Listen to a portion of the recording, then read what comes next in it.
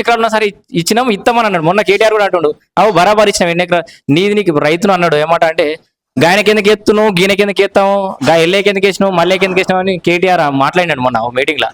ఎల్లేకి ఎందుకు వేస్తున్నావు మళ్ళీకి ఎందుకు ఎత్తున్నావు అంటారు. నీది నువ్వు చూసుకోక నీకు ఎత్తురా లేదా అని అంటుడు. అంటే 100-200 ఎకరాలు ఉన్నా సరే వేస్తాం బరాబర్ అంటున్నారు. అది తప్పు, చాలా రాంగ్. గుట్టలకు రాళ్లకు వాడు అమ్ముకున్న జాగాలకు కూడా వానికే పోయింది. వీని పేరు మీద లేదు, వానికి కాలేదు. ఏనాడుదో ఉండి అది తీసుకొచ్చి వానికే పోయింది కానీ తప్ప వీనికి కొన్నోనికి రాలేదు, జాగా చేసుకున్నోనికి లేదు.